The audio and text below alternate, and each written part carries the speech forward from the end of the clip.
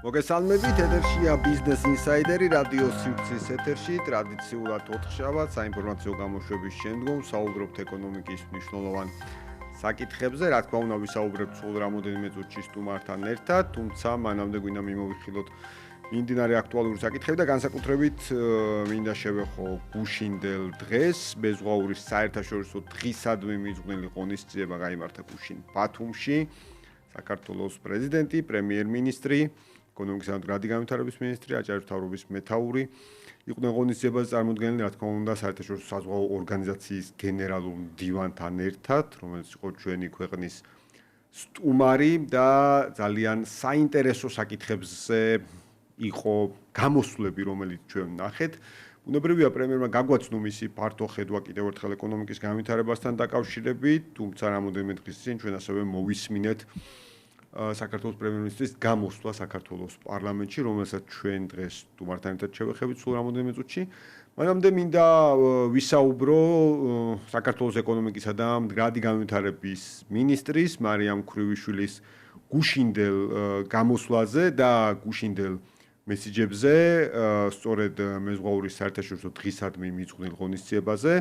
გუშინდელი გამოსვლის დროს ქალბატონმა მინისტრმა, ჩემი აზრით, კიდევ ერთხელ დაადასტურა და მოახდინა ბუნებრივად დემონსტრირება მისი ფართო ხედვის, მისი სტრატეგიული ხედვის საქართველოს ეკონომიკის არა ცალკეული მიმართულებების, არამედ ძირითად საკითხებთან და ძირითად საკითხების განვითარების ტენდენციებთან დაკავშირებით გვაჩვენა ძალიან კარგად მისი სტრატეგიული ხედვა, როდესაც საკითხი შეეხება საქართველოს როლს, როდესაც საკითხი შეეხება საქართველოს საზღვაო ქვეყნად ფორმირებას და მინისტრის დონეზე ეს იყო ძალიან მნიშვნელოვანი, ძალიან სოლიდური განცხადება და სოლიდური პოზიციის დაფიქსირება. აუცილებელია აღინიშნოს რამოდენიმე ტენდენცია, რომელიც ჩვენ ვნახეთ.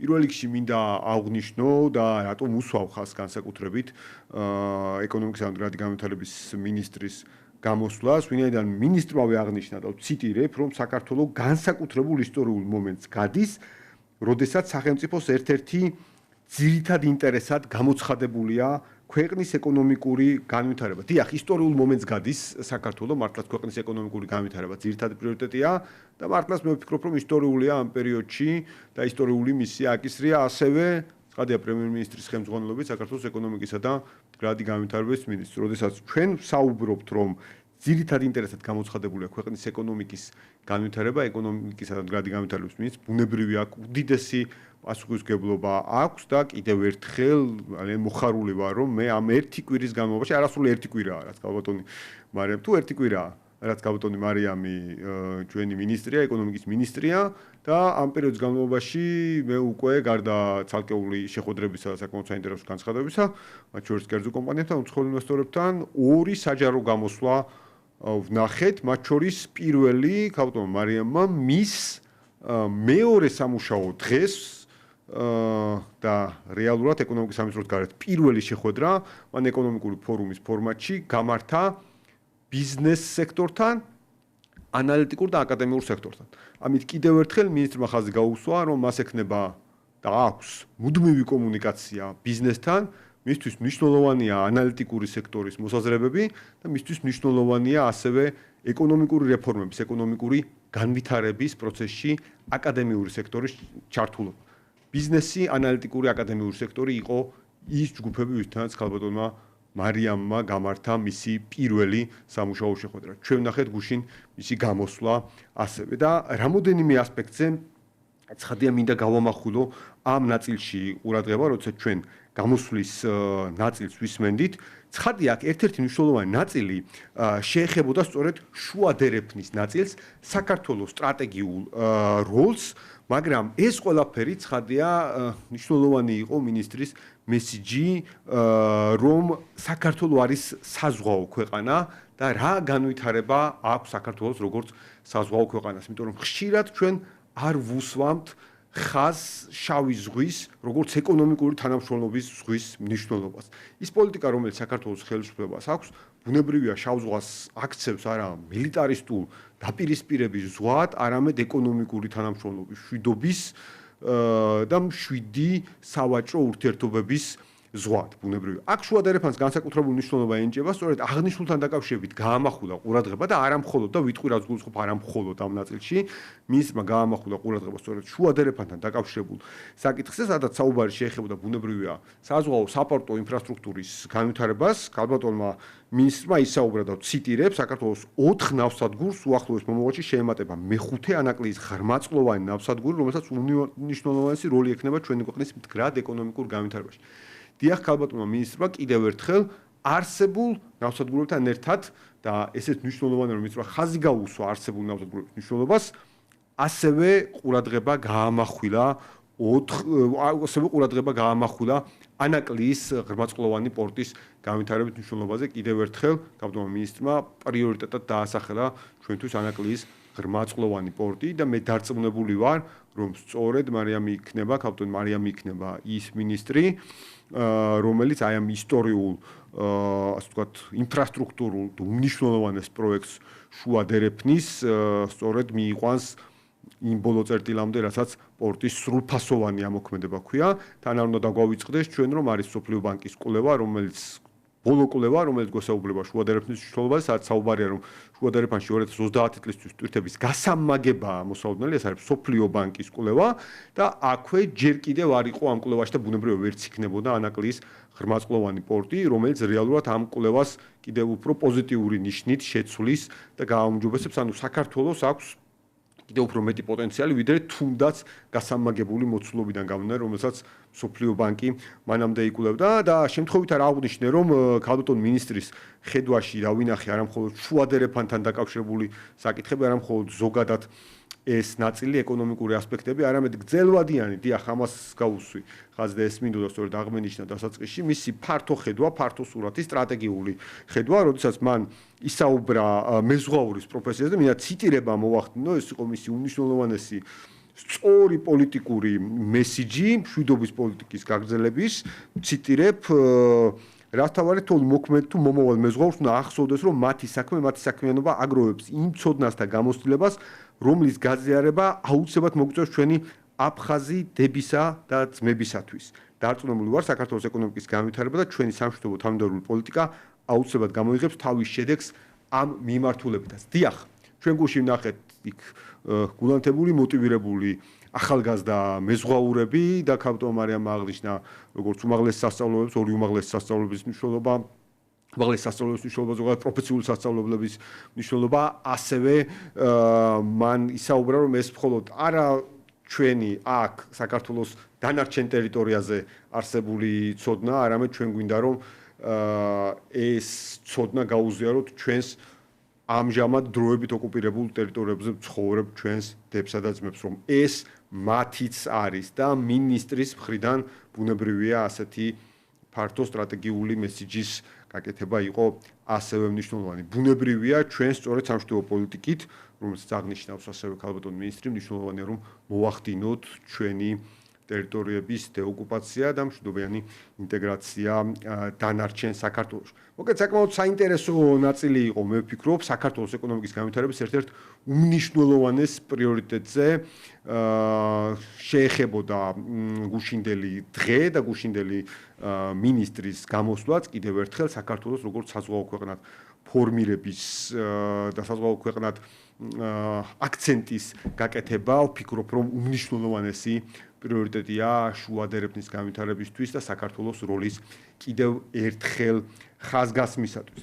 რაც შეეხებოდა ეს გუშინდელი ღონისძიების ნაწილს და ქალბატონ მინისტრის გამოსვლას, ჩვენ დღეს ვსაუბრობთ ამჯერად უკვე ჩვენს სტუმართან, საქართველოს ფინანსთა მინისტრის მოადგილესთან, ბატონ მიხეილ დუნდუასთან. ბატონ მიხეილ, მადლობა პირველ რიგში რადიო სივრცეში, ბიზნეს ინსაიდერში მობრძანებისათვის. მადლობა მოწვევისთვის. მადლობა თქვენთან საუბარი ყოველთვის განსაკუთრებით საინტერესოა. რამოდენიმე საკითხი მინდა გავამახვილო ყურადღება, მათ შორის უკვე აღვნიშნე საქართველოს პრემიერის გამოსვლა საქართველოს პარლამენტში გასული კვირის პარასკევს, თუმცა მანამდე აუცილებლად მინდა შევეხო მათ შორის თქვენი განცხადება ვნახე. ბოლო რეიტინგები, რაც გვეუბნება, ხშირად საუბრობთ ხოლმე ჩვენ საერთაშორისო რეიტინგებზე, შეფასებებზე, ბევრი ამ საკითხზე საუბრობს, რომ რა საჭიროა საერთაშორისო რეიტინგები და ასე შემდეგ, თუმცა საერთაშორისო რეიტინგები საერთაშორისო კვლევები არის ალბათ ის წყარო, რომელსაც პირველ რიგში ინვესტორები უყურებენ. პირველ რიგში რას გვეუბნება ბოლო კვლევები საქართველოს შესახებ, ვინაიდან ჩვენ მეორე მხარეს ვისმენთ ასევე შეფასებებს, რომ ბევრისთვის რომ ასე ვთქვათ დაგვეჯერებინა ჩვენ და ნუ სამწუხაროდ გარკვეული ნაწილი ასეთ ადამიანებსაც უჯერებს.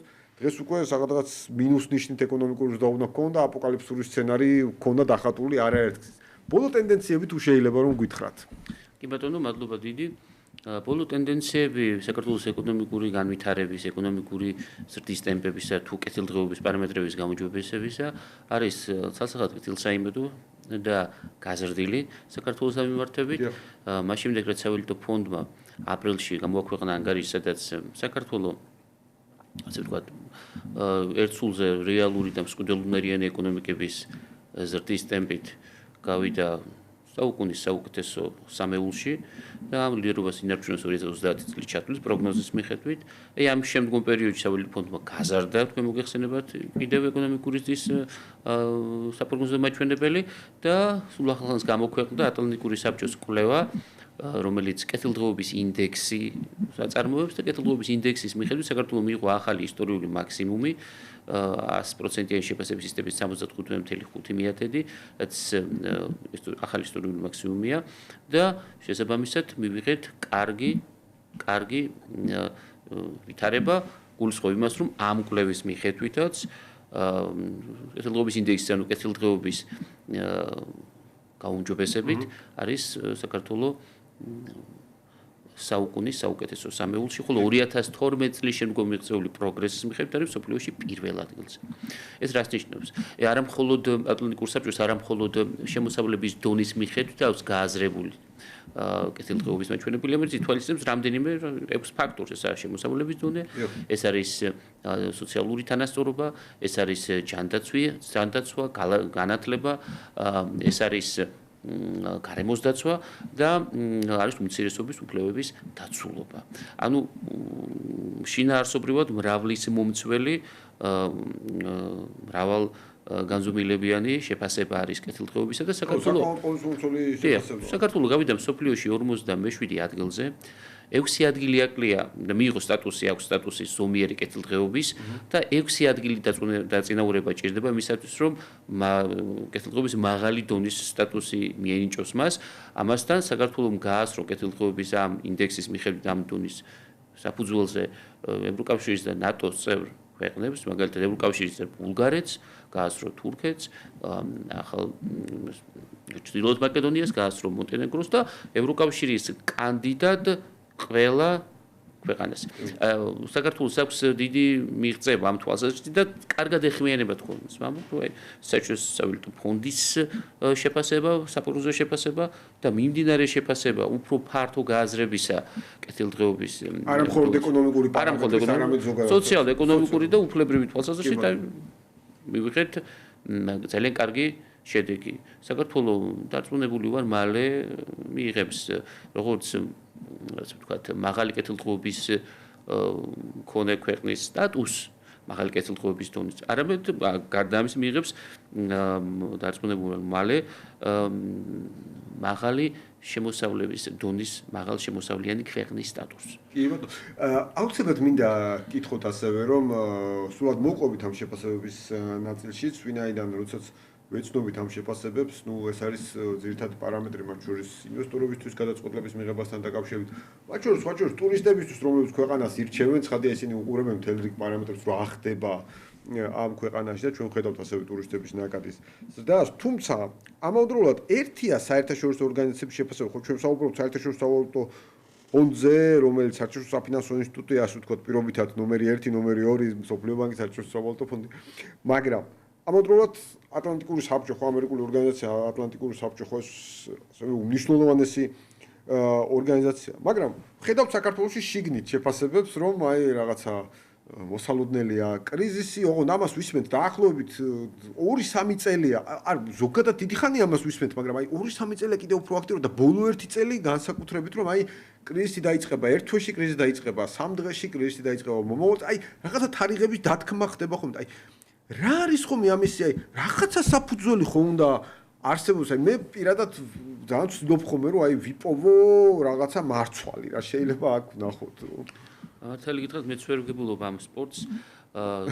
რა აძლევთ იმედს მესვეურებს ასეთი განცხადებების მაკეთებელ ორგანიზაციების წარმომადგენლებს, რომ რა აძლევს იმედს, რომ არ გაქარწყლდეს მათი ნათქვამი ძალიან სწრაფადვე. და ვხედავთ ჩვენ, რომ ყველა ეს პესიმისტური პროგნოზი, პესიმისტური შეფასება თვითონ ქარწყლდება და გარდა ამისა არის ვხედავთ, რომ საერთაშორისო ინსტიტუტები პირიქით ზრდიან ეკონომიკური მაჩვენებლებს, ეკონომიკური განვითარების საპროგნოზო მაჩვენებლებს და მიმდინარე შეფასებასაც ამოჯობესებენ. მათ შორის ვთქვათ, ჩვენი ხელისუფლების მიმართ ანტაკონსტიტუციურად განწყობილი ორგანიზაცია, მაგალითად ატლანტიკური საბჭო არის გამორჩეული იმით, რომ ჩვენი ხელისუფლების მიმართ ანტაკონსტიტუციურად არის განწყობილი და მათი მესვეურები ხელიდან შანსს არ უშვებენ, კრიტიკული რომ არ განაცხადონ ხელისუფლების წინააღმდეგ. თუმცა ეს აღქმები, რომელიც კულტივიზებასაც ცდილობენ ორგანიზაციის წარმომადგენლები, გაქარწყლდება მათივე კვლევით. ანუ ფაქტებზე დაფუძნებით, როდესაც ჩაატარეს კვლევა, იმიტომ რომ საერთაშორისო მეთოდოლოგია და ამ კვლევის მეთოდს ვერ დაარღვევ, იმიტომ რომ სხვაგვარად რეპუტაცია არ გექნება და კვლევის რეპუტაცია არ ექნება. როდესაც ფაქტებზე დაფუძნებით საერთაშორისო მეთოდოლოგიის საფუძველზე, მრავალწყაროზე და სამეცნიერო ანალიზის საფუძველზე შექმნეს ინდექსი, საქართველოს მიიღო ფანტასტიკური შედეგი. ამ ინდექსის იქით ვერ გადიხარდა. ხო, შესაბამისად, მე ვურჩევ ყველას, რომ ენდონ საკუთარ კვლევებს. თუ სხვის კვლევებს არ ენდობიან, საკუთარ ნამდვილ კვლევებს ენდონ და შესაბამისად მიიღებენ სწორ პასუხებს იმისა, იზრდება თუ არა ქვეყანაში კეთილდღეობა. უმჯობესდება თუ არა მდგომარეობა, რა თქმა უნდა. ჩვენ ვხედავთ მაჩვენებლებს, რომელიც აქვეყნებს მსოფლიო ბანკი, სადაც სიღარიბის დაძლევის მიმართულებით მაგალითად არის როგორც პროგნოზი არის ძალიან ძლიერი და კეთილსაიმედო სიღარიბის შემცირების კუთხით. ასევე მიმდინარე სიტუაციის შეფასება. სიღარიბის საერთაშორისო ზღვრების ყველა ზღვრების მიმართულებით საქართველოს აქვს კარგი შედეგი და კარგი მოლოდინი მსოფლიო ბანკს. კარგი შეფასება, სავალუტო ფონდს, კარგი შეფასება სხვა საერთაშორისო შემფასებებს. ასე რომ, როდესაც ფაქტების ანალიზი ხდება, გავიმეორებ, ამ დროს საქართველოს აქვს ზუსტად ის ადგილი, რაც უნდა კონდეს. სხვათა შორის აი სიღარიბის შემცირების ნაწილი ახსენეთ თქვენ და საქართველოს პრემიერის გამოსვლაში ორ ძირითად ეროვნულ პრიორიტეტზე იყო საუბარი, მართლაც ორ ძირითად ქართულ ოცნებაზე იყო საუბარი, სიღარიბის დაძლევა, ტერიტორიული მთლიანობის აღდგენა. აი ბოლო წლების ტენდენცია სიღარიბის შემცირების კუთხით თქვენს აღნიშნეთ და რამდენად ხედავთ აი ამ ტენდენციის გაგრძელების პერსპექტივას, ვინაიდან მართლაც თავარი გამოწვევა კვლავ რჩება საქართველოს. შეუძლებელია ხარ რჩებოდეს ქვეყანაში ეს გამოწვევა, ვთქვათ, რაც არ უნდა ზრდა გქონდეს, ვიდრე არ ამოიწურება ეს საკითხი. სიღარიბის სრული აღმოფხვრა არის შესაძლებელი. როცა ვამბობ სრული აღმოფხვრას, გულისხმობ მაჩვენებელს, რომელიც 1%-ზე დაბალი იქნება და რომელიც მიღწევადია. ჩვენ გვაქვს კარგი მიზანი, გეგმა 2028 წლისათვის კვეთრად იქნება შემცირებული. სიღარიბის მაჩვენებელი კვეთრად იქნება, ერთნიშნა უკვე გვაქვს მაჩვენებელი სიღარიბისა, 2028 წელს იქნება კვეთრად შემცირებული და უმუშევრობა იქნება ერთნიშნა და 4%-ის დონეზე. რატო ვფიქრობთ ამას? იმიტომ რომ მინდა ეკონომიკური ტენდენცია და ზრდა, როგორც დასაქმების მატება, უმუშევრობის შემცირება, სოციალური მხარდაჭერის გაძლიერება, მათ შორის სახელმწიფოს ერთ-ერთი მნიშვნელოვანი ამოცანა ხარში დაუდგეს ხელმოკლე ნაწილ საზოგადოებისა და დაეხმაროს მას რომ გამოვიდეს სიცოცხლიდან და შესაბამისად ამ მიზნებს ჩვენ ვახსენებთ. ამასთან დაკავშირებით არის კარგი შეფასება მსოფლიო ბანკის, რომ საქართველო ცდილობს მიზნობრივად მოიცვას დიდი რაოდენობა მოქალაქეების და დაეხმაროს მათ აბსოლუტურად არ მარტო ფინანსური თვალსაზრისით, მათი დასაქმების კუთხით. დასაქმების ნაწილიც ისეთია, რომ ჩვენ ვხედავთ, რომ რეალური სამუშაო ადგილების შექმნა მოჭირს კერძო სექტორში, მზარი ტენდენცია სამუშაო ადგილების შექმნასთან დაკავშირებით და პრემიერმა ახსენა დაახლოებით 200,000 სამუშაო ადგილი, რომელიც ჩვენ გვჭირდება იმის რომ ფაქტობრივად ამ მაჩვენებელზე გავიდეთ, რაც სავსებით რეალისტურია და ჩვენ შევეცდებით და განვახორციელებთ, რა თქმა უნდა მივაღწევთ მიზანს, და დასაქმების მატება იქნება არსებითად ძლიერი. უმუშევრობა შემცირდება ძალიან მკვეთრად და ჩვენ ახლა ისე პროგნოზს რომ დავუბრუნდა ჩვენ ერთია ჩვენ რასაც ვამბობდა რა პროგნოზი გვაქვს და როგორი ხედვა გვაქვს და რას ვაკეთებ და შემდგომ როგორ აფასებენ ამ ყოველივეს საერთაშორისო საფინანსო ინსტიტუტები და პირველი ამ კუთხით საერთაშორისო სავალუტო ფონდი. როცა აპრილში მან პროგნოზი გამოაქვეყნა, კეთილსა იმიტომ გითხარით რომ საუკუნის 3 შემდგომ კიდევ უფრო მეტად გაზარდა შემდგომ ერთ თვეში გაზარდა მაჩვენებელი და აი ასეთი სიტუაცია 7.2-მდე გადაგვიწყდა ფონდის პროგნოზი 2025 წელს 9.900 ამერიკული დოლარის მთლიანში და პროდუქტი იყოს ერთულ მოსახლეზე გაანგარიშებით, ხოლო 2026 წელს 10.600 უნდა იყოს ეს მაჩვენებელი.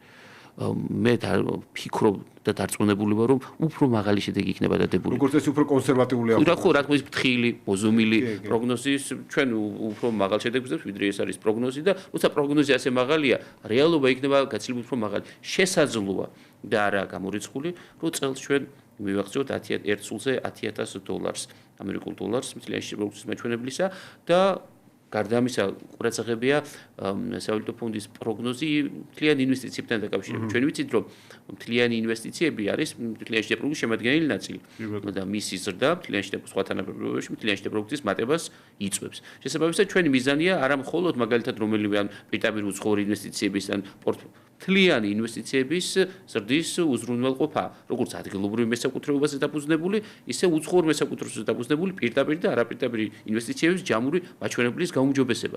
და როცა ვხედავთ ჩვენ სავალუტო ფონდის პროგნოზს, მაგალითად, ახლა ბოლო პროგნოზის მიხედვით 21 და ახლა 21%-ზე 21.9% უნდა იყოს ეკონომიკის მთლიანი ინვესტიციების მაჩვენებელი, ეს დოლარში უკვე ბოლო პროგნოზების მიხედვით გამოდის 7.900 დოლარი, რაც არის ახალი ისტორიული მაქსიმუმი და 2028 წლისთვის რა პროგნოზი აქვს სავალუტო ფონდს გაკეთებული, თუ დავაკვირდებით, 2028 წლისთვის 10 მილიარდ დოლარს უნდა გადააჭარბოს მთლიანი ინვესტიციების მაჩვენებელმა ქვეყანაში. ეს იგულისხმება როგორც უცხოური ინვესტიცია, ისე ადგილობრივ მესაკუთრეობაზე დაფუძნებული ინვესტიცია.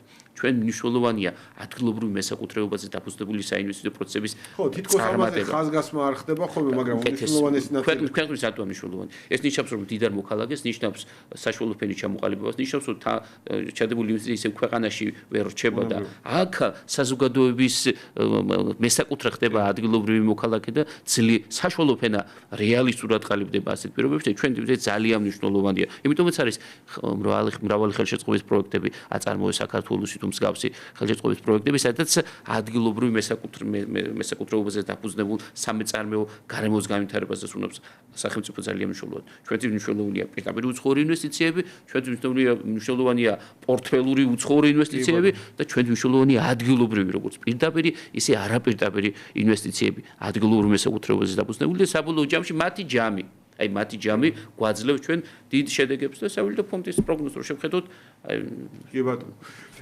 აუცილებლად მინდა გითხოთ, რადგან ინვესტიციებზე ვსაუბრობ და ისე დაუბრუნდები ამ შემთხვევაში პირდაპირ უცხოურ ინვესტიციებს, პრემიერმაც გაამახვილა ყურადღება MR-ზე 6 მილიარდის ინვესტიცია, რომელიც შემდგომი 4-5 წლის განმავლობაში განხორციელდება. როგორ აფასებთ, რა შეიძლება იყოს MR-ის ამხელა ინვესტორის შემოსვლა, რეპუტაციულად ერთი და მე ფინანსური კუთხითაც ამხელა თანხის შემოსვლა ქვეყანაში. და ისეთ მიმართულებით, რომელიც ქართობის ინდუსტრიას, დასვენების ინდუსტრიას ეხება და ბუნებრივია ტურისტთა მოსიდვისათვის არის მნიშვნელოვანი. ორმაგი მნიშვნელობა აქვს, ერთი რომ ინვესტიცია უნდა განხორციელდეს 6 მილიარდის ოდენობით და ისეთ სფეროში უნდა განხორციელდეს მეორე ფაქტორი, რომელიც უფრო მეტი შემოსავლის მომტანია და მომზიდველია მომსახურების ექსპორტის, ანუ ტურიზმის ტურიზმი, საერთაშორისო ტურიზმი ეწოდება და ასეთი პირობებში ბუნებრივია ერთიურად უნდა დაჩქარდეს ეკონომიკური ზრდის ტემპების წამახალისებელი ფაქტორების გაუმჯობესება. და რა თქმა უნდა, ჩვენ ასეთი ინვესტიციები ტურიზმის მიმართულებით, ტურიზმის და მოზიდვის მიმართულებით, რა თქმა უნდა, ეკონომიკური ზრდის დამაჩქარებელი ფაქტორი იქნება. კი ბატონო, აუცილებლად მინდა შევეხო სტრატეგიულ პროექტებს ქვეყნისათვის. პრემიერმა ყურადღება გაამახვილა უკვე ამოქმედებულ ერთ ეტაპად ამოქმედებულ თბილისის მშრალ პორტზე და ასევე შემიძლია არ აღუნიშნო ანაკლიის პორტის ნაწილი. ამ კუთხით ჩვენი ინფრასტრუქტურა ასევე მსოფლიო ბანკს დავესესხები ეს შესავალ ნაწილში საუგნიშნე რომ ბოლო კვლევებით 30% გაიზრდება ტვირთ ბრუნვა შუა დერეფნის გავთ რაც საქართველოს სარგებელია თავისთავად ცხადია. აი რაც ნიშნავს ჩვენთვის ინფრასტრუქტურული პროექტები ამ ნაწილში. ეს ნიშნავს ძლიერ საერთაშორისო კავშირების უზრუნველყოფას და საერთაშორისო ვაჭრობაში საქართველოს უფრო ძლიერ პოზიციად წარმოჩენას. ჩვენ არის ინდექსი, რომელსაც წარმოებს მაგალითად სავალუტო ფონდი აქვეყნებს ინდექსს, ერთ-ერთი მიმართულება არის ინოვაციების და საერთაშორისო ინტეგრაციის ინდექსი და საქართველოს ძალიან კარგი მაჩვენებელი აქვს მსოფლიოში რამდენადაც მახსოვს სახელმწიფოებს შორის საუკეთესო 50 შორისაც არის და მეზობლებთან და ბევრ წარმატებულ ქვეყანასთან შედარებით მოწინავე არის. აი ამ დროს, როდესაც ჩვენ გავაძლიერებთ ინფრასტრუქტურას, სატრანსპორტო ინფრასტრუქტურას, პორტები იქნება თუ სხვა მიმართულება, ბუნებრივია ეს გააძლიერებს როგორც შუა დერეფნის ფუნქციას, ის გააძლიერებს საქართველოს აი სტრატეგიულ მნიშვნელობას ევროპისა და აზიის გზას შესაყართან მნიშვნელოვანი ესე ვთქვათ პროექტების წარმოების კუთხით და სავაჭრო პოლიტიკის გააქტიურებას. საბოლოო ჯამში ყოველივე ეს ჩვენ გვაძლევს მეტ სტიმულს, მეტ ძალას ეკონომიკური განვითარებისათვის. კი ბატონო, სავაჭრო პოლიტიკა ვახსენეთ ამ კუთხით და ხშირად არის ხოლმე ასევე საუბარი. პირველ რიგში აუჩვენთ რომ საქართველოს ერთის მხრივ აქვს ისეთი რომ ყოველთვის თავისუფალი ვაჭრობა ევროკავშირთან, საქართველოს მის ყველა მეზობელთან, ყოფილ დესტესტერ ქვეყნებთან, თავისუფალი ვაჭრობა ჩინეთთან და თავისუფალი ვაჭრობა ჩინეთთან. აი სწორედ ჩინეთთან დაკავშირებით მინდა აქვს, ხშირად არის ხოლმე ეს გარკვეულად ესეთი ირონიული საუბარი, რომ აი ჩინეთთან და ასევე პოლიტიკური ოპონენტები, ხელისუფლების ხშირად საუბრობენ, რომ აი საქართველოს რაღაც ზედმეტ ურთიერთობაშია ჩინეთთან. და ამასობაში მინდა რომ აი შევახსენოთ, ვაჭრობს როგორია მსოფლიო ტენდენცია თუნდაც ჩინეთთან ეკონომიკური თანამშრომლობის მიმართულებით. საქართველოს ისტორიას მაინც უნდა გავეცნოთ იმისათვის, რომ ვიყვეთ საქართველოს რა არის მისი ფუნქცია, ეკონომიკური საერთაშორისო ფუნქცია. თუმცა ჩვენ ვამბობთ, რომ საქართველოს არის ევროპისა და აზიის გზას შესაყარი, ეს გზას შესაყარი შეუძლებელია ჩინეთის წარმოდგენის გარეშე. ჩინეთის ძლიერი წარმოდგენის გარეშე, ეკონომიკური კუთხით რა თქმა უნდა. როცა ტვირთება უნდა იმოძრავონ, როდესაც სავაჭრო ურთიერთობა უნდა გაცხოდეს, როდესაც უნდა განვითარდეს ინფრასტრუქტურა, ვინ შეიძლება იყოს დაინტერესებული? ის ქვეყანა, ვინც ვაჭრობს, ხო, საქონელთა მომსახურებით. ვაჭრობს ჩინეთი ძლიერად, უძლიერესი ეკონომიკა ხომ ასეა? ევროპისა და აზიის, ევროპისა და ჩინეთის ძალიან დიდი ინტერესია მათ შორის ძლიერი სავაჭრო ურთიერთობების დამყარება, ხო? შესაბამისად, ასე დროს როგორ შეიძლება საქართველოს ამაზე არ იფიქროს და არ იყოს მაღალი მიმღებლობა საერთაშორისო კავშირებისა ჩინეთთან, დასავლეთთან, აღმოსავლეთთან, ყველა მიმართულებით, სადაც შესაძლებელია რომ საქართველოს ხალხმა მიიღოს სარგებელი. ჩვენ ხომ უნდა ეკონომიკური სარგებელი უნდა მიიღოს ქვეყანამ, უნდა მიიღოს საქართველოს ხალხმა, ეს ბუნებრივია კონვერტირდება მეტ დასაქმებაში, მეტი სამუშაო ადგილების შექმნაში, ახალი ბიზნესების წარმოებაში და სავაჭრო ურთიერთობების გაღრმავება საბოლოო ჯამში კიდევ უფრო აფორსირებს ყოველ ამას. ამიტომაც მცდარია აბსოლუტურად კრიტიკას ვერ უძლებს ნარატივი, რომ თითქოს საქართველოს ვისთან უნდა ივაჭროს. ევროპის და აზიის ვაჭრობა ჩინეთის გარშე შეუძლია წარმოიდგინოს.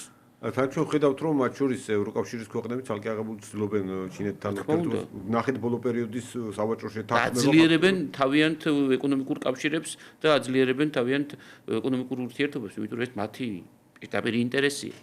და მათ შორის ბოლო პერიოდში ნახეთ რომ შეერთებული შტატები და ჩინეთიც ასევე გარკვეულ სავაჭრო შეთანხმების ესეც ნორმალურია. ეს პროცესი. კი ბატონო, აუცილებლად მინდა კითხოთ ერთი მნიშვნელოვანი თემა, რაზეც პრემიერმა ყურადღება გაამახვილა, საკმაოდ ამბიციური მიზანი, რომ 2030 წლისთვის საქართველოს გახდეს თვითმფრინავი ქვეყანა ელექტროენერგიის წარმოების მიმართულებით, ეს ერთი ნაწილია, რაშიც ალბათ ეს დიდი ჰესების და ზოგადად ჰესებს განსაკუთრებული მნიშვნელობა ენჯება. ერთ-ერთი კვლევა ვნახე მათ შორის გალთეთ თაგართი, რომელიც ამბობს, რომ საქართველოს შეუძლია ფაქტიურად 95% განახლებადი ენერგიის წყაროებიდან მიიღოს ეს ელექტროენერგიის ნაწილი და მეორე ერთი ეს ნაწილია და მეორე არის ასევე შავი ზღვის კაბელი, რომელიც ასევე უდიდესი სტრატეგიული პროექტია, არა მხოლოდ საქართველოს, არამედ ევროკავშირის ენერგოს. რომლის ინიციატორიც არის საქართველო. კი ბატონო. იდეის ავტორი და ინიციატორი. კი ბატონო, შევაფასოთ ენერგეტიკული ობიექტებთან დაკავშირებული საკითხები, მათ შორის თუ პრემიერმაც აღნიშნა რომ რაღაცა იყო არ თუ სასიამოვნო დათმობები, ასე ვთქვათ, მანამდე, როდესაც რაღაცნაირად ჩვენ რაღაცა შესაძლებლობები ფაქტია რომ გავუშვით ხელიდან, რომ ეხლა გქონოდა მეტი ინფრასტრუქტურა ენერგეტიკაში. საქართველოს ენერგეტიკის მიმართულებით აუცილებლად განვითარდება და ეს პროექტი, რომელიც თქვენ ახსენეთ, ბუნებრივია, ამის მთავარი ლოკომოტივი უნდა გახდეს.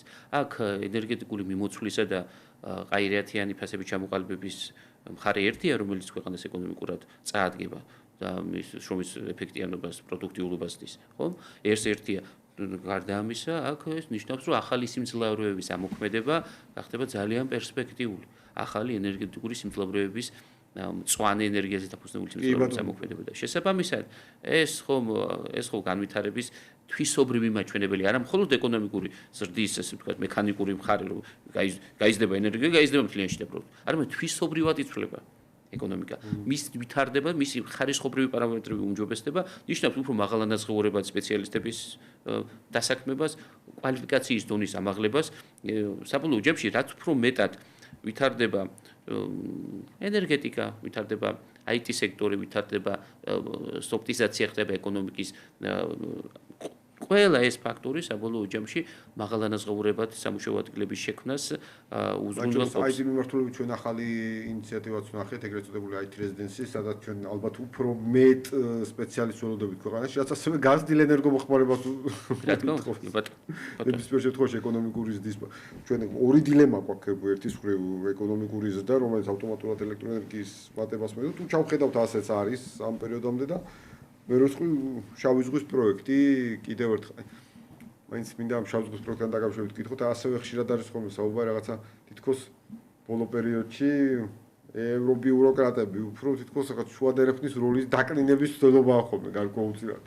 საქართველოს როლს ევროპის და აზიის კავშირის დაკავშირების კონტექსტში ვერავინ ვერ დააკნინებს და ის მას აქვს ბუნებრივი ესა ბუნებრივი მოცემულობა. შეუძლებელია ბუნებრივი მოცემულობა შეცვალო აღქმების კულტივირებით, არასწორი აღქმების კულტივირებით, იმიტომ რომ ყველა ქვეყანა დაინტერესებულია ეკონომიკური სარგებლის მიღებით, როცა ხედავს ეკონომიკური სარგებლების მიიღებს საქართველოსთან ურთიერთობის, შუადერეფნის განვითარებით, ინფრასტრუქტურული პროექტების გაძლიერებით, ენერგეტიკის გაძლიერებით, ბუნებრივია ისინი მონაწილეობენ და მხარს უჭერენ. ყველა ევროპული სახელმწიფო, ვინც კი ვისაც ეხება ეს საკითხი, ყველა მოწადინებულია იმისათვის, რომ განვითარდეს თვითონ, ესაბამისად მას თუ ჭირდება საქართველო და ჭირდება საქართველო განვითარებისათვის ვითარდება ჩვენი ქვეყანაც და ეს მისიას, ასე ვთქვათ, ქვეყანა რომ დააკავშიროს ორი ევროპა და აზია ერთმანეთთან და გააძლიეროს მათი ეკონომიკური კავშირები, ამ მისიას საქართველოს შეასრულებს ბრწყინვალედ. კი ბატონო. კიდევ ერთი ნაწილი, რაზეც პრემიერმა გაამახვილა ყურადღება, ყურებთან ასე ვთქვათ და მოთხოვნები გამოსვლიდან გამომდინარე გარკვეულ საკითხებს შეეხებოდა საბიუჯეტო პარამეტრებს, რომელიც დღეს გვაქვს, მათ შორის მთავრობის ვალის დონე 2024 წლის მათ 36.1%, რომელიც ასევე საერთაშორისო სავალუტო ფონდის მისის ბოლო შეფასებაში აღინიშნა როგორც ზომიერი მაჩვენებელი, თუმცა ჩვენ მათ შორის ბიუჯეტის დეფიციტი 1.9%.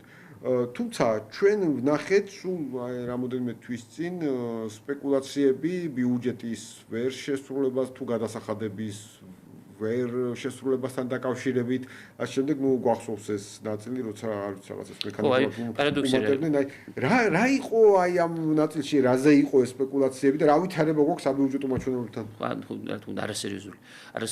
არასერიოზული დამოკიდებულება იყო საბიუჯეტო პარამეტრებთან დაკავშირებით და ეკონომიკის მდგომარეობასთან დაკავშირებით. თან ჩამოსულია სავალუტო ფონდის მისია, ჩამოსული იყო სავალუტო ფონდის მისია, რომელიც უშუალოდ ამ საკითხებს იკვლევს, აანალიზებს და შემდგომ დებს შესაბამის შეფასებას და როცა ასეთი განცხადების შემდგომ სავალუტო ფონდი ზრდის ყველა პარამეტრს, აუმჯობესებს ყველა საპროგნოზო შეფასებას, აუმჯობესებს საქართველოსთან მიმართებაში, ეს ნიშნავს, რომ საკითხი აქვს შესწავლილი.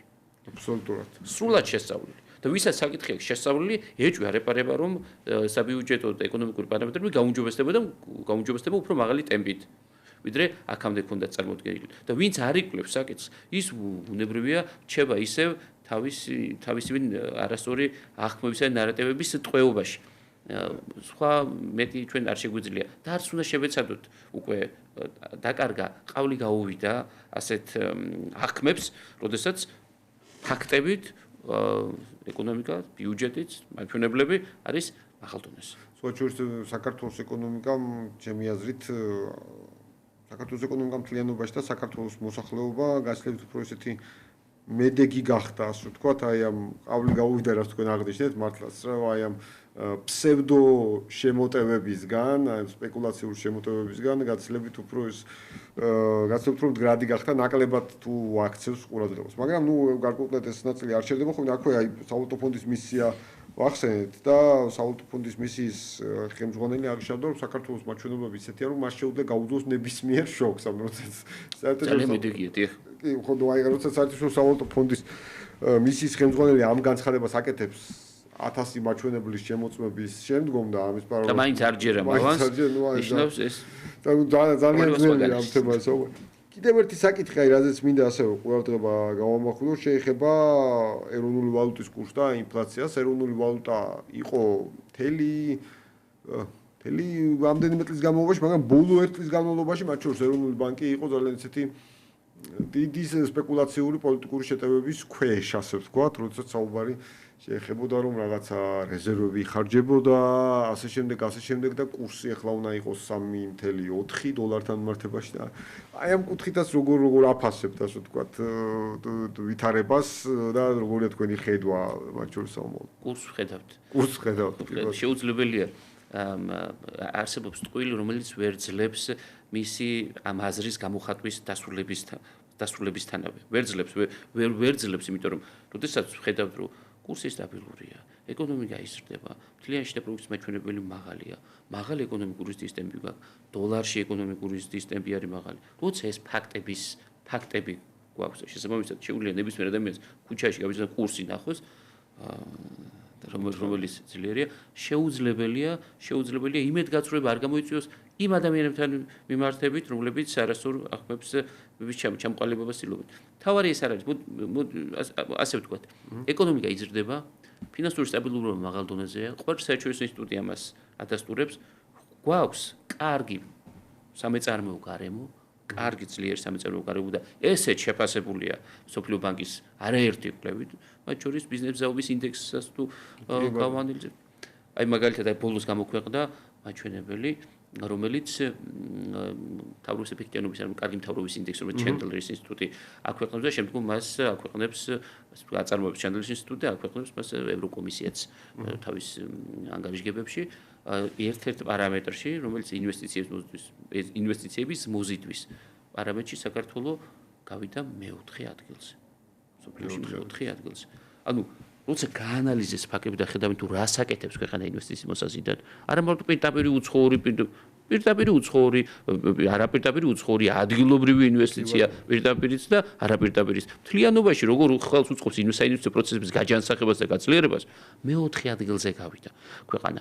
ესეც ხომ დასტურია იმისა, რომ ისეთ პარამეტრებში ხდება, თქვათ, სრულ ნარატივებით იერიშის მიტანა, რომელსაც შემდგომ კვლევა გააქარწყლებს და საწინააღმდეგოდ წარმოსაყობს. ასე რომ ჩვენ გადავხედოთ და ვენდოთ იმ კვალიფიცირებულ კვლევებს, რომლებიც საქართველოზე საუბრობენ, როგორც მოწინავე ქვეყანაზე, მოწინავე ზრდის ტემპით და კეთილსაიმედო ბიზნეს გარემოზე. კი ბატონო, აი ბიზნეს გარემოზე საუბრსაც ჩვენ ნაწილობრივ ვისაუბრეთ, აწარმოებს საქართველოსაც შევეხეთ და პრემიერმა აღნიშნა, რომ მათ შორის გაძლიერდება ბიზნესის ხელშემწყობი პროგრამები და აი თქვენ ხაზი გაუსვით, რომ მნიშვნელოვანია ასევე ადგილობრივი ბიზნესის განვითარება დოლაუცის ქვეყანაში დარჩენა. აი ამ კუთხით რამდენად აქტიურად შეიძლება ასე ვთქვათ, რომ ჩავთვალოთ საქართველოს მოქალაქეები იმისთვის, რომ მცირე საშუალო ბიზნესი კიდევ უფრო მეტად განვითარდეს. ჩვენ ნახეთ ციფრები რამდენად მაღალია უკვე მცირე საშუალო ბიზნესის წილინთლიანში და პროდუქტში. რა თქმა უნდა, სახელმწიფოს პრიორიტეტია, სახელმწიფო ხელს შეუწყობს და უწყობს კიდევაც სამეწარმეო სულისკვეთების გაძლიერებას და მცირე საშუალო მეწარმეობების განვითარებას. მცირე საშუალო მეწარმეობების განვითარება ყველაზე ჯანსაღი პროცესია. თუ გვინდა რომ მსხვილი ბიზნესი დიდი ბიზნესი შეიქმნას, ყველაზე კარგი არის, როდესაც მცირე მეწარმეობიდან საშუალო მეწარმეობიდან ხდება აღმასვლა და თავისი ადგილის დამკვიდრება. ამ დროს კონკურენციის, ჯანსაღი კონკურენციული გარემოს ჩამოყალიბებით და შეჯიბრებების პრინციპის დაცვით ხდება ყველაზე წარმატებული იდეის გამარჯვება და შემდგომ მისი დიდი კონსოლიდაცია. ასე რომ ჩვენ ხელი უნდა შევუწყოთ მცირე საშუალო მეწარმეობის განვითარებას, რომ ისინი უფრო დიდნი და უფრო მასშტაბური გახდეს ბიზნესი და საბოლოო ჯამში ეს აისახოს ეკონომიკურ განვითარებაზე, დოვლათის წარმოებაზე, საზოგადოებრივი დოვლათის წარმოებაზე და ეს ასეც ხდება. კი ბატონო და ერთი საკითხიც ჩვენ ასე ვთქვათ, განათლების სფეროში არა ვართ უცხო ადამიანები. თქვენც მეც და სტუდენტებთან წლების განმავლობაში გქონდა შეხება და ურთიერთობა და ერთი გარკვეული ტიპის დილემა გვაქვს ქვეყანაში, ერთის მხრივ ჯერ კიდევ ასე ვთქვათ, უმუშევრობის მაჩვენებელს ხედავთ, რომ არ არის დაბალი, ასე ვთქვათ, უმუშევრობა გარკვეული ისეთ მაჩვენებელზეა, რომელიც არასასურველია ჩვენთვის, ეს არის პრემიერის პრიორიტეტი, რომ შემცირდეს უმუშევრობა, მაგრამ მეორეს ხედავთ, რომ მთელ რიგ სფეროებში ბიზნესი განიცდის კვალიფიციური სამუშაო ძალის დეფიციტს. აი აქ ასევე დილემა, რომელიც მოვახსენე, ალბათ არის გარკვეულწილად ბიზნესსა და განათლების სექტორს შორის ალბათ მეტ დიალოგში და მეტ დაახლოებაში, ასევე პროფესიული განათლების ნაწილში, აი როგორ ხედავთ ამას, აი რა შეიძლება გავაკეთოთ მეტად, რომ რაღაცნაირად ადგილზე მეტი შევძლოთ. სამეცნიერო ტექნიკური და სასწავლო პროცესების განვითარება ბუნებრივია, რომელიც ახალ სამუშაო ადგილების შექმნაზე მაღალკვალიფიციური სპეციალისტების მოსდევას გულისხმობს, რა თქმა უნდა, არის მნიშვნელოვანი გამოსავალი ჯანსაღი ბიზნეს პროცესების წარმოების, ეკონომიკური ზრდის და აი მაღალპროდუქტიული დარგების განვითარებისა. რა თქმა უნდა, განათლებას გადამწყვეტი მნიშვნელობა აქვს და განათლებისა და პარტნიორობა განათლებისა და კერძო სექტორს შორის უნდა გაძლიერდეს. თუნდაც აი ბოლო კვლევაში აი ამ რომელმაც ეს ფაქტორები გაანალიზეთ, რამდენად ხდება სახელმწიფოს მხრიდან ძლიერი მხარდაჭერა, თქვათ, განათლების სექტორზე თუ როგორი არის განათლების დონის მიხედვით ქვეყანაში რა სიტუაცია და რა პერსპექტივები აქვს. აი თუნდაც ის ინდექსი, კეთილდღეობის ინდექსი, სადაც ერთ-ერთი მნიშვნელოვანი მიმართულება განათლება, საქართველო გავიდა 22 ადგილზე. ძალიან დიდი მიღწევა. ეს კი იმას არ ნიშნავს, რომ საქართველოში 22 ადგილზეა ყველაზე განათლების ზოგადობის მიხედვით და არა. ეს იმას ნიშნავს, რომ ყველაფერი იკეთდება იმისათვის, რომ განათლება ჩადგეს ძლიერ სამსახურში კეთილდღეობის გაუმჯობესებაზე. როგორ უნდა ჩადგეს განათლება კეთილდღეობის გაუმჯობესების ძლიერ სამსახურში? როდესაც ის მაღალკვალიფიციური სპეციალისტებს მოამზადებს, როდესაც ის იმ ძლიერ სპეციალისტებს მოამზადებს და მაგალითად ახლა ქუთაისის საერთაშორისო უნივერსიტეტი დიდებული პროექტი, რომელიც საერთაშორისო მნიშვნელობის ცენტრია, ეს პირდაპირ სასახვას განათლების რეიტინგის გაუმჯობესებაზე ქვეყნის მასშტაბით და საერთაშორისო დონეზე. და ატლანტიკური საბჭოს კვლევას შევხედოთ 22 ადგილი განათლების მიმართულებით. ეს ნიშნავს იმას, რომ სახელმწიფო სწორი მიმართულებით მოძრაობს. სწორად ვითარდება, არა მარტო მექანიკურად, ასე ვთქვათ, მხოლოდ ეკონომიკური ზრდის მაჩვენებლით არის გამორჩეული, არამედ მისი ხარისხობრივი მაჩვენებლებით, გაუმჯობესებით, განათლების გაუმჯობესება, გარემოს დაცვის გაუმჯობესება, სოციალური თანასწორობის გაუმჯობესება. აი ამ პარამეტრების მუდმივი გაუმჯობესება ჩვენ გვაძლევს კეთილდღეობის მაღალ მაჩვენებლებს. კი ბატონო, და აბსოლუტურად სწორად აღნიშნეთ, ქუთაისის საერთაშორისო უნივერსიტეტის პრემიერმაც აღნიშნა, რომ კიდევ უფრო მეტად ბატონ ბიძინა ივანიშვილთან კონსულტაციების საფუძველზე მიღწეული შეთანხმება კიდევ უფრო მეტად გაფართოებასთან დაკავშირებით და მართლაც მე ვფიქრობ, რომ ფლაგმანი პროექტია, რომელიც ცვლის რეალურად განათლების ისტორიას საქართველოში მართლაც ამ პოზიტიური ტენდენციისკენ, რომელიც ჩვენ გვჭირდება. ბატონო მიხეილ, ძალიან დიდი მადლობა, როგორც ყოველთვის ძალიან საინტერესოა თქვენთან საუბარი, კომპლექსურად ვსაუბრობთ ეკონომიკურ საკითხებზე. საინტერესო წლის მეორე ნახევარი გველოდება, მე ვთვლი, მათ შორის ჩვენ გვაქვს წინ ადგილობრივი თვითმმართველობის არჩევნები. ჩვენ ვნახეთ, რომ ყველა საერთაშორისო საფინანსო ინსტიტუტმა, რომელიც მათ შორის ჩვენ ვახსენეთ, საერთაშორისო სავალუტო ფონდი, მსოფლიო ბანკი, EBRD, აზიის განვითარების ბანკი, საქართველოს ეკონომიკური ზრდის პროგნოზები გააუმჯობესა საპარლამენტო არჩევნების შემდგომ პერიოდში, როცა ვიღაცებს ვამეხობ კითხავს ლეგიტიმაციასთან დაკავშირებით, ანუ პირიქით ამ ორგანიზაციებმა დიდი მოთხოვნილება ჩათვალა, რომ საქართველოს ახლა უფრო სტაბილურად და ძლიერად განვითარდება, ვიდრე საპარლამენტო არჩევნებამდე თვითონვე ფიქრობენ და კი ბატონო, თვითონ ქონდა წარმოდგენილი. მე დარწმუნებული ვარ, რომ თვითმმართველობის არჩევნები კიდევ ერთი ნაბიჯი იქნება, დამატებით ნაბიჯი, მათ შორის ამ სკეპტიკოსებისთვის, თუ აღარ ვიცი, სკეპტიკოსები ქვია თუ არა ამ საქმეს, რასაც ისინი აკეთებენ, ყოველ შემთხვევაში, რომ გადავიდეთ განვითარების კიდევ ერთ ახალ ეტაპზე, მათ შორის რეგიონული განვითარება, ვნახეთ, რომ ერთ-ერთი პრიორიტეტია საქართველოს მთავრობის. დიდი მადლობა კიდევ ერთხელ, ჩვენ რა თქმა უნდა, არაერთხელ შევხვდებით ჩვენს ეთერში. დღეს ბიზნეს ინსაიდერი ამით დასრულებულია. დიდი მადლობა, რომ გვიყურებდით და გვისმენდით. ჩვენ ტრადიციულად დავუბრუნდებით შემდეგ 4 შაბათს საინფორმაციო გამოშვების 5 საათიან საინფორმაციო გამოშვების შემდგომ. მადლობთ.